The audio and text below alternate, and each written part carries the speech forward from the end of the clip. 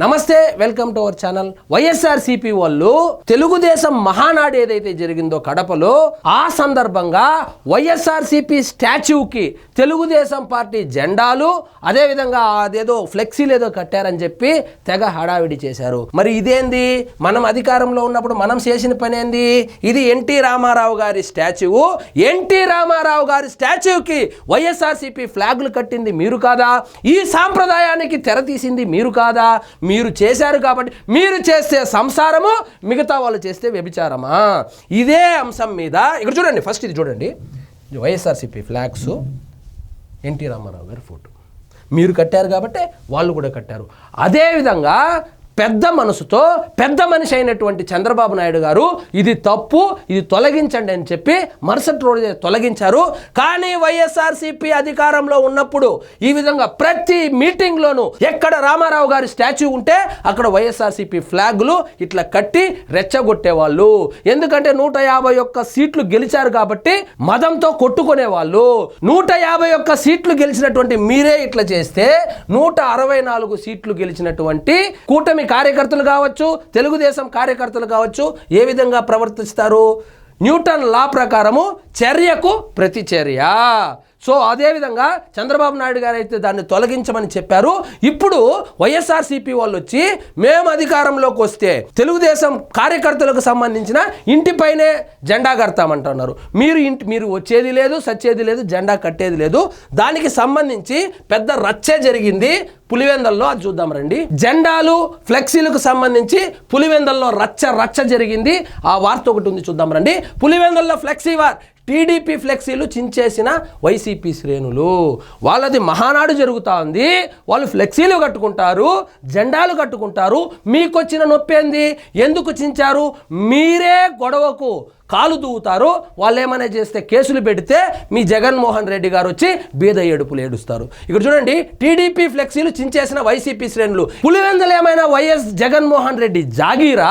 ఇది రాజ్యాంగం ప్రకారం నడుస్తున్నటువంటి ఈ భారతదేశంలో డాక్టర్ బిఆర్ అంబేద్కర్ రాసినటువంటి రాజ్యాంగాన్ని అనుసరిస్తున్నటువంటి భారతదేశంలో పులివెందులు ఏమైనా వైఎస్ఆర్కి కానీ లేదా వైఎస్ జగన్మోహన్ రెడ్డికి జాగీరా? అక్కడ తెలుగుదేశం జెండాలు కట్టకూడదా? అక్కడ జనసేన జెండాలు కట్టకూడదా? బీజేపీ జెండాలు కట్టకూడదా? జెండాలు కడితే, ఫ్లెక్సీలు కడితే ఎందుకు చించేస్తారు? ఇక్కడ చూడండి, వైఎస్ఆర్ విగ్రహాలకు జెండాలు కట్టారని ఫైర్. నేను ఇప్పుడు చూపించాను కదా, మీరేం చేశారు అప్పుడు? ఎన్టీ రామారావు గారి జెండాలకు. ఇదే కాదు, ఇంకా పాత ఫోటోలు ఉన్నాయి.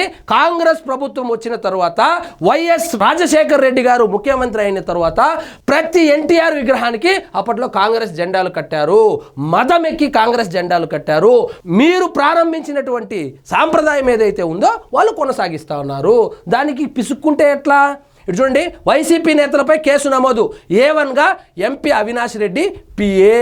ఈ ఎంపీ అవినాష్ రెడ్డి పిఏ ఎవరైతే ఉన్నాడో సోషల్ మీడియా వేదికగా బూతులు తిట్టించడము, మరియు వర్రా రవీంద్రారెడ్డికి అకౌంట్ని తీసుకొని ఆయన పాస్వర్డ్ కూడా తీసుకొని బూతులు పోస్టులు పెట్టించినటువంటి వ్యక్తి ఎవరైతే ఉన్నారో అవినాష్ రెడ్డి పిఏ, ఆయన అభియోగాలు కూడా ఎదుర్కొంటా ఉన్నాడు.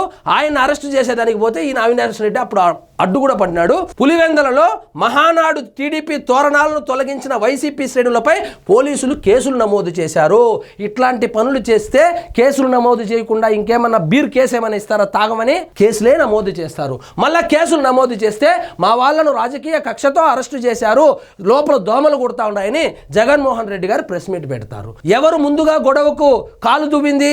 వైఎస్ఆర్సీపీ వాళ్ళు. ఇప్పుడు ఫ్లెక్సీలు కట్టినాను, జెండాలు కట్టినాను, మీకు వచ్చిన నొప్పి ఏముంది? ఒక 2 రోజులు ఉంటుంది, మళ్ళీ మున్సిపాలిటీ వాళ్ళు తీసేస్తారు. MP Avinash Reddy PA Raghava Reddy, municipal chairperson వరప్రసాద్తో పాటు మొత్తం 11 మందిపై పోలీసులు కేసులు నమోదు చేశారు.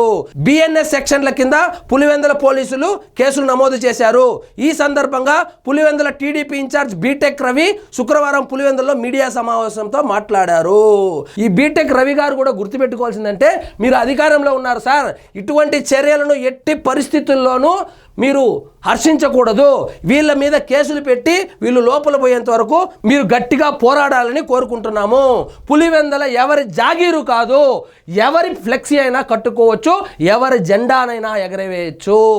గత కొన్ని దశాబ్దాలుగా పులివెందల్లో ఏ పార్టీ జెండా కట్టినా ఇదే తంతు వీళ్ళది.